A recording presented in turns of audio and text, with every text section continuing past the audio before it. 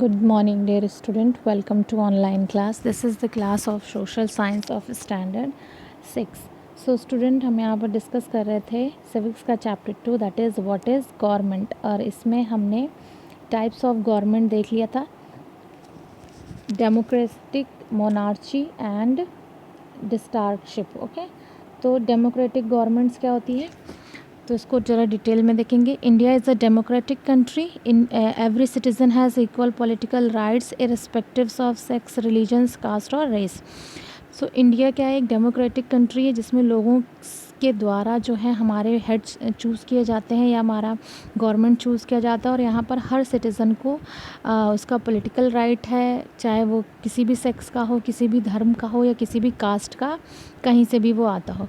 Political equality implies that despite differences every citizen will have one vote.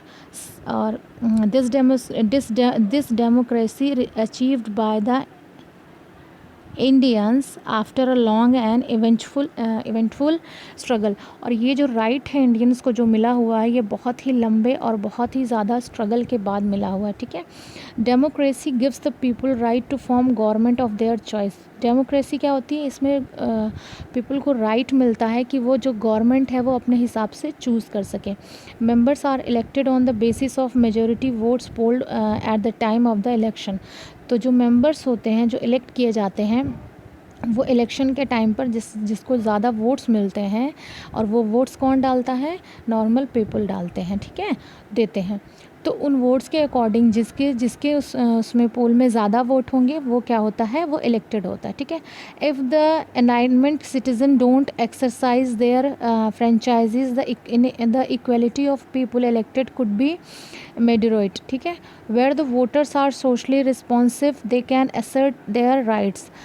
They ensure that whoever seek their votes has to be on top during the term of office. It is not enough that everyone exercises right to vote. The citizen also have responsibility to actively involve themselves in the electoral process. Active participation by enlightened citizen is the surest way of ensuring that the political process is not corrupted by self-seeking politicians. So यहाँ पर है कि हर एक जो citizen है उसका ये right है कि वो क्या करे, वोट दे और चूज़ करे अपनी गवर्नमेंट को. और सारे लोग तो ऐसा करते नहीं हैं.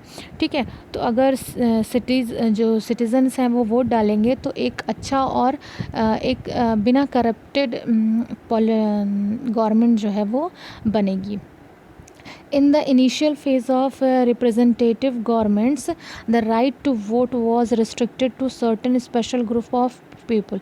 जो इनिशियल फेज़ था उसमें जो है, जो गवर्नमेंट थी उसमें जो है सब कुछ लोगों को, कुछ स्पेशल ग्रुप के लोगों को वोट के राइट नहीं दिए गए. The member in the lower house of parliament in England, जो इंग्लैंड के लोअर हाउस के पार्लियामेंट के लोग थे, were initially only the landed aristocrats. ठीक है, this democracy did not grant the right to female citizens. ये जो है फीमेल सिटीजन्स को नहीं मिली थी.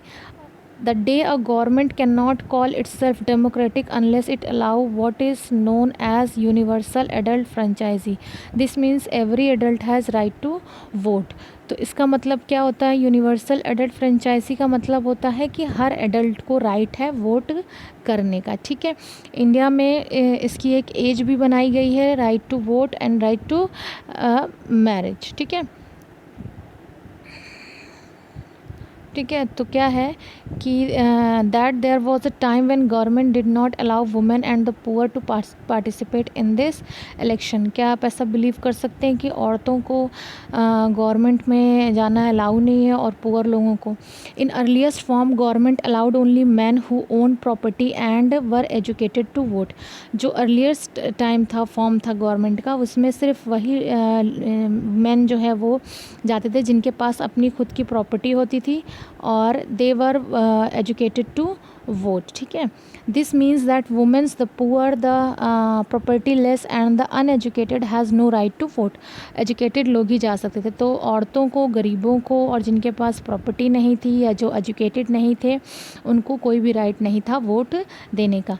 इन इंडिया बिफोर इंडिपेंडेंस, इंडिया में इंडिपेंडेंस से पहले only a small minority was allowed to vote and they therefore come together to determine the fate of the majority.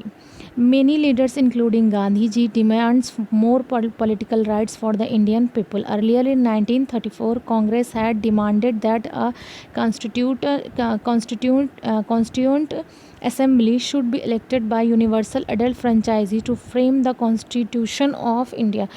तो इंडिपेंडेंस से पहले हमारे यहाँ भी राइट नहीं था, एक बहुत छोटे से माइनॉरिटी को ये अलाउ था कि वो वोट दे सकें। देन हमारे जो लीडर्स थे जैसे महात्मा गांधी थे, उन्होंने डिमांड किया कि जो पॉलिटिकल राइट्स है उनको और बढ़ाया जाए। तो 1934 में कांग्रेस की डिमांड से कॉन्स्टिट्यूशन असेंबली जो है वो इलेक्टेड की गई by the universal adult franchise to frame the constitution of India के कॉन्स्टिट्यूशन को बनाने के लिए। Then the people of India decided to make country a republic and according a new constitution was. तो फिर इस कंट्री को क्या किया गया, रिपब्लिक बनाया गया, क्योंकि यहाँ पर क्या बनाया गया, एक नया कॉन्स्टिट्यूशन फ्रेम किया गया 26 जनवरी 1950 को। जब ये कॉन्स्टिट्यूशन आया तो above the age 18 the right of vote, यानी कि 18 साल से ऊपर के जो लोग थे उनको वोट करने का राइट था। The constitution also grant all citizen certain fundamental right including equality के साथ साथ और भी फंडामेंटल राइट उनको मिले। तो अब हम नेक्स्ट में देखेंगे वुमेन सफरेज टॉपिक, इसको नेक्स्ट में हम डिस्कस